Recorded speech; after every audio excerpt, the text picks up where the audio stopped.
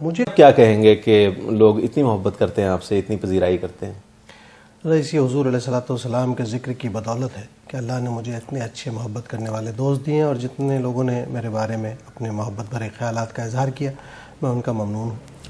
اچھا، ہم یہ پوچھنا چاہیں گے کہ وقفے سے قبل دوران گفتگو نعت رنگ کے حوالے سے بات چیت ہوئی، نعت رنگ کے پہلے شمارے کا آپ نے ذکر کیا۔ نعت رنگ بہت ایک تحقیقی ایک آپ کا رسالہ ہے، اور اس میں کئی مضامین ایسے آتے ہیں کہ جو واقعتاً نعت کے حوالے سے بہت اہم ہوتے ہیں، لیکن ایک طبقہ ایسا بھی ہے کہ وہ یہ کہتا ہے کہ نعتیہ ادب میں جو ہے ایک اکھاڑے کی صورت اس نے پیدا کی ہے کہ کنٹروورشل موضوعات کو اور کنٹروورشل مضامین کو ہائی لائٹ کر کے اپنے قارئین بڑھانے کی ایک کوشش ثابت ہوتی ہے۔ تو کیا آپ اس تاثر کو درست قرار دیں گے؟ نہیں، یہ بالکل حقیقت پر مبنی نہیں ہے۔ بات یہ ہے کہ زندہ قومیں اپنے ہاں مکالمے کی روایت کو بڑھاتی ہیں، مکالمے کی روایت قائم کرتی ہیں۔ وہ معاشرے جو سوال قائم کرنے اور سوالات کے جواب تلاش کرنے میں ناکام رہتے ہیں وہ ڈیڈ ہو جاتے ہیں، جیسے ہمارا معاشرہ ہے۔ ایسے معاشرے میں ایک ایسی صنف سخن پر کام کرنا کہ جو صنف ایک بہت محدود طبقے میں علمی حوالوں سے دیکھی جاتی ہے، پھر اس میں بھی مسالک کے جھگڑے ہیں کہ کسی کی نعت میں یہ ہے اور کسی کی نعت میں یہ ہے۔ تو میری تو بنیادی کوشش تھی کہ نعت کا علمی اور ادبی فروغ ہو۔ ظاہر ہے کہ نعت ہر مسلک کے لوگوں نے کہی ہے، اور ہر مسلک کا آدمی اپنے عقیدے کے تحت حضور علیہ الصلوۃ والسلام کی تعریف و توصیف کرتا ہے۔ تو جب یہ ساری چیزیں ایک پلیٹ فارم پر آتی ہیں، ایک محفل میں سامنے آتی ہیں، تو ظاہر ہے کہ ان میں آپس میں تصادم ہونا، اختلاف رائے ہونا فطری بات، اور اختلاف رائے از خود بری چیز نہیں ہے۔ حضور علیہ الصلوۃ والسلام کا فرمان ہے کہ میری امت میں اختلاف رائے باعث رحمت ہے، لیکن اختلاف رائے کو ذاتی جھگڑا نہیں بنا لینا چاہیے۔ بھئی ٹھیک ہے، آپ ایک چیز کو ایک طریقے سے دیکھتے ہیں، میں دوسری طریقے سے۔ انہی دو چیزوں کی وجہ سے ہم کوئی تیسرا آدمی بیٹھ کر یہ طے کرنے میں کامیاب ہوتا ہے کہ کون سی چیز اس میں ٹھیک ہے۔ آج تک ہم نعت پر بات ہی نہیں کرتے تھے۔ نعت ایک گوشہ خمول تھی جس میں بات کرنا ہی مشکل تھا کہ بھئی یہ بات چیز جو آ رہا ہے ٹھیک ہے، جو آ رہا ہے ٹھیک ہے۔ یعنی یہ تک صورتحال سامنے تھی کہ شعراء اپنی بہت ہی معمولی سطحی نوعیت کی چیزوں کو اللہ اور رسول کی عطا بتانے لگے تھے۔ بالکل۔ تو اب اس طرح کے معاملات کو دیکھنے کے بعد آدمی کیا کرے اس صورتحال؟ میرا تو ساری زندگی کا مشغلہ اور معمول یہی رہا ہے کہ میں نعت کو علمی سطح پر اور ادبی سطح پر پرکھنے کا اور ادبی سطح پر سمجھنے کا قائل رہا ہوں، اور یہی میں چاہتا ہوں کہ اچھا، مضامین کی حد تک تو یہ بات سمجھ میں آتی ہے سبھی بھائی کہ آپ اگر کوئی مضمون ہے اور اس کے برخلاف اگر کسی نے دوسرا نقطہ نظر پیش کیا تو آپ نے اس کو شامل کر دیا، لیکن ہم جب آپ کے 20 اور 21 شمارے تک ہم جب نعت رنگ پر نظر ڈالتے ہیں تو اس میں جو خطوط کا گوشہ ہے اس میں خاص طور پہ ایسا نظر آتا ہے کہ باقاعدہ ایک مکالمہ ہو رہا ہے اور گزشتہ خطوط پر بات ہوتی ہے، اور بعض میں ان کا نام، شخصیات کا نام لینا چاہوں گا جس میں علماء دین بھی ہیں اور دیگر ہمارے حضرات ہیں کہ جو خطوط کا جواب دیتے ہیں یا کوئی کسی مضمون پر بات کرتے ہیں تو باقاعدہ محسوس یہ ہوتا ہے کہ وہ کرٹیسائز کر رہے ہیں۔ تو یہ کرٹک جو میٹر ہے ان کو لانے کا کیا مقصد ہے نعت رنگ میں؟ پہلے تو یہ بات سمجھیے کہ کرٹیسائز جو کر رہے ہیں یا کرٹیسزم جو آ رہا ہے یہ بری چیز نہیں ہے۔ تنقید کہتے ہیں کسی چیز کے حسن اور خرابی کو ظاہر کرنا، اس کو علیحدہ علیحدہ کر کے بتانا۔ تنقیص جو ہے وہ صرف برائی پر مبنی ہوتی ہے، نعت رنگ میں تنقید ہوتی ہے، تنقیص نہیں ہوتی۔ آپ کوئی خط مجھے ایسا دکھا دیں جس میں صرف اعتراض کیا گیا ہو، تعریف نہ کی گئی ہو۔ دوسری بات یہ ہے کہ یہ فضا پیدا کرنے میں مجھے 15 سال لگے ہیں، 15 سال رات دن میں نے محنت کی ہے، تب جا کے میں معاشرے کو اس خوف کے دائرے سے باہر لانے میں کامیاب ہوا ہوں جہاں ہم یہ سوچتے تھے کہ مذہبی حوالے سے کوئی بات کریں گے تو نہ جانے لوگ کیا سمجھیں گے۔ مطلب میرے اپنے بزرگوں میں میرے ایک دو بزرگ نے یہ کہا کہ نعت پر تنقید کو میں خدا پر تنقید تصور کرتا ہوں۔ یعنی جس معاشرے میں لوگ یہ تصور مذہبی عقیدت کے حوالے سے کہے گئے شاعری کو پرکھنے کے لیے تیار نہ ہو۔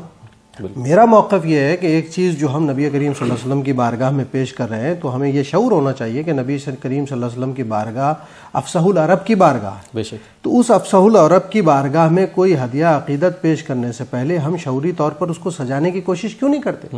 مطلب ہم جس سطح پر ہیں ہم نے جوڑا جاڑا پیش کر دیا، جبکہ ہم غزل کہنے جاتے ہیں، مرثیہ کہنے جاتے ہیں تو ہم اس میں دوسرے لوگوں سے داد حاصل کرنے کے لیے اس کو امکانی حد تک سجاتے ہیں، بناتے ہیں، شعوری حد تک کوشش۔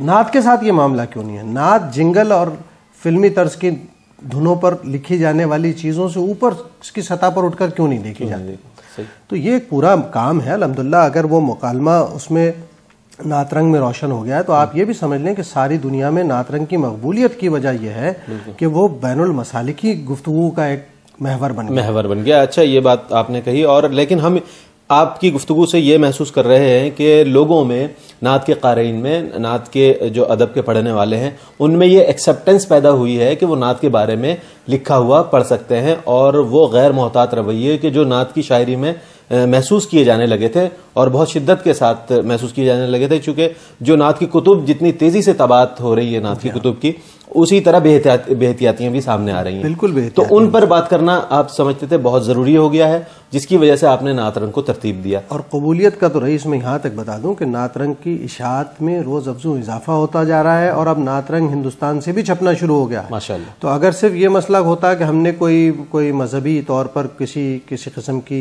نفرت کو جنم دینے کے لیے معاملہ کیا تو ظاہر ہے کہ نعت رنگ بند ہو چکا ہوتا. لیکن میں تو وہ آدمی ہوں کہ میں نے پہلے ہی دن حرم پاک میں نعت رنگ کے پہلے شمارے میں دعا کی تھی، میں نے اور عزیز حسن صاحب نے، کہ یا اللہ اس سے کسی کام کا لینا مقصود ہے تو اسے فروغ عطا کر، اور اس سے کسی قسم کے شر کے پھیلنے کا امکان ہے تو اسے یہیں روک دے. الحمدللہ نعت رنگ کا 20واں شمارہ پاکستان میں بھی چھپا ہے، ہندوستان میں بھی چھپا ہے، نعت رنگ انٹرنیٹ پہ بھی دستیاب ہے. نعت رنگ کے وجود میں آنے کے بعد 20-22 کتابیں نثر کی نعت پر آ گئی ہیں، پی ایچ ڈی کے مقالے لکھے جا رہے ہیں. ماشاءاللہ. تو یہ تو ہم ایک مکالمہ روشن کرنے میں کامیاب ہوئے ہیں. اور بالکل آپ کے اس سفر میں ہم یہ دیکھتے ہیں کہ اس کی روشنی اتنی زیادہ پھیلی کہ کاروان نعت، سفیر نعت اور نعت نیوز اور ایسے کئی رسائل اور کئی جرائد جو ہیں اس وقت منظر عام پر آنے لگے ہیں. اور میں یہ ذاتی طور پہ اس بات کا تجزیہ کر سکتا ہوں، اور میرے سامنے بات آتی ہے کہ یہ نعت رنگی کی روشنی ہے کہ جو دوسرے ذہن بھی روشن ہوئے اور اس طریقے سے ان کو کام کرنے کی موٹیویشن ملی. دیکھیے اس سے پہلے جتنے رسالے نکلے، شہزاد احمد صاحب نے نکالا، حمزہ صاحب نے نکالا، ادیب رائے پوری صاحب نے نکالا، آپ دیکھیں کہ وہ ایک دائرے میں رہے. اس کی وجہ کیا تھی کہ اس کا میٹیریل ایک طرح سے ایک ٹیون ہوا تھا کہ ہم نے ادب اور احترام کے ساتھ یہ چیزیں پیش کرنی. چونکہ اس میں کوئی زندگی نہیں تھی عام آدمی کے لیے، جو نعت کا آدمی نہیں ہے، جس کا ذوق نعت نہیں ہے، وہ ادب کا آدمی ہے، کرٹک کا آدمی ہے، اسے آپ نے کیا دیا؟ نعت رنگ میں نے ہر اس بات کا خیال رکھا کہ اگر کوئی ادب کا آدمی، کوئی غیر مسلم بھی نعت رنگ اٹھائے تو اس کو یہ احساس نہ ہو کہ میں کسی اجنبی نامانوس فضا میں داخل ہو گیا، بلکہ وہ یہ سوچے کہ مسلم امہ نے ہر دور میں جو نعت کہی ہے اس کی تغیر اور تبدل کس کس طرح سامنے آتا رہا، اور اس پر کس طریقے سے تنقید ہو سکتی ہے، اس پر کس طریقے سے اس کی تحقیق اور تدوین آگے بڑھ سکتی ہے. الحمدللہ میں اس میں کامیاب رہا. بالکل، بلا شبہ ہم اس سے آپ کی بات سے ایگری کرتے ہیں. لیکن جو ہمارے ذہن میں سوالات موجود تھے، جو ہمارے ذہن کے گوشے میں موجود تھے سوالات، نعت رنگ کے حوالے سے ہم نے اپنے ناظرین تک بھی پہنچا دیے. ہم یہ پوچھنا چاہیں گے کہ نعت کے ارتقاء کے حوالے سے جب بات کرتے ہیں، نعتی ادب کے حوالے سے، تو آپ بڑی خوبصورت گفتگو کرتے ہیں، لیکن اولاً آپ نے نعت رنگ کو جدید سائنسی حوالے سے کن خطوط پر استوار کیا کہ آج وہ کہاں کہاں دستیاب ہے؟ دیکھیے دو چیزیں ہوتی ہیں. اردو کے ادیب شاعر کا مسئلہ یہ ہے کہ وہ لکھے. بھائی سار انصاری نے ایک دن مجھے عجب بات کہی کہ بھائی وہ زمانہ آ گیا کہ پہلے آپ تخلیق کریں، پھر اس کو چھپوائیں، پھر چھپوا کے کندھے پہ لا دیں اور ڈور ٹو ڈور دیکھیں کہ جناب یہ میری کتاب آ گئی ہے، پڑھیے.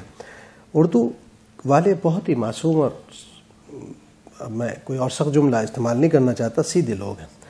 ہوتا یہ ہے کہ چیز کی تلاش ہوتی ہے اس وقت جب چیز کی اہمیت بڑھ جائے. ٹھیک، ایک آپ کے شعبے میں، آپ نعت کے آدمی ہیں، ایک چیز آپ کو پتا ہے کہ ایک مجموعہ ایسا آیا ہے جو بہت اہم مجموعہ ہے، آپ اس کو تلاش کرنے جائیں گے. نعت رنگ کو بھی کہیں بھیجنے کی ضرورت الحمدللہ نہیں ہے. نعت رنگ نے اپنے گزشتہ 14 سالوں کی سفر میں اپنے آپ کو اتنا منوا لیا ہے کہ جیسے میں نے ابھی بتایا کہ نعت رنگ ہندوستان سے بھی چھپا ہے، نعت رنگ انٹرنیٹ پر بھی دستیاب ہے، اور اب جتنی تحقیقی اور تنقیدی کتب آ رہی ہیں ان سب میں نعت رنگ کا حوالہ موجود ہے. تو نعت رنگ کو جہاں پہنچنا چاہیے وہاں پہنچ رہا ہے. تو میں یہی کہنا چاہ رہا تھا کہ جو آپ کے جواب سے ہمیں اپنا جواب مل گیا ہمارے سوال کا، کہ انٹرنیٹ پر ہونے کا مقصد یہ ہے کہ دنیا کے کسی کونے میں بھی آپ موجود ہوں تو آپ انٹرنیٹ پر نعت کا نیا شمارہ یا گزشتہ جو شمارے ہیں وہ اور ایک ویب سائٹ نہیں ہے، 2 ویب سائٹس بن چکی ہیں، مزید پر کام چل رہا ہے. نعت رنگ .net کے نام سے ایک ویب سائٹ ہے جس پر نعت رنگ کے 15-16 شمارے موجود ہیں. نعت ریسرچ سینٹر کے نام سے ایک نعت ریسرچ سینٹر .com کے نام سے ایک پوری ویب سائٹ ہے جس پر جا کر آپ نعت رنگ کا مواد دیکھ سکتے ہیں. اچھا سبیر رحمانی صاحب، بات ہو گئی نعت کے ادب کے حوالے سے، نعت کی تحقیقی جو آپ کا کام ہے اس حوالے سے. لیکن آپ کو نعت خواں کے طور پہ بھی ہماری عوام بہت پیار کرتی ہے, ہمارے ملک کے عوام, بلکہ پاکستانی یا اردو سمجھنے والے, اردو جاننے والے دنیا بھر میں جہاں کہیں رہتے ہیں وہ آپ کی نعتیہ شاعری اور آپ کے نعت خوانی کے انداز کو بہت پسند کرتے ہیں. ہم چاہیں گے کہ آپ ہمارے ناظرین کے لیے اپنی پڑھی ہوئی حمدیہ اور نعتیہ شاعری سے چند اشعار ضرور پیش کریں, تاکہ آج کی جو ہمارا انٹرویو ہے آپ کے گھر میں, آج جو ہماری یہ آج جو محفل سجی ہوئی ہے وہ اور یادگار ہو جائے. مہربانی. جب میٹرو اور قارئین خود ظاہر ہے میرے گھر تک آئیں تو بطور میزبان میرا بھی فرض ہے کہ میں ان کو کچھ نہ کچھ ہدیہ کروں. ہدیے میں حضور علیہ الصلوۃ والسلام کے ذکر سے بڑھ کر کون سی چیز کیا ہدیہ؟ سبحان اللہ. میں کچھ اقتباسات آپ کے سامنے پیش کرتا ہوں.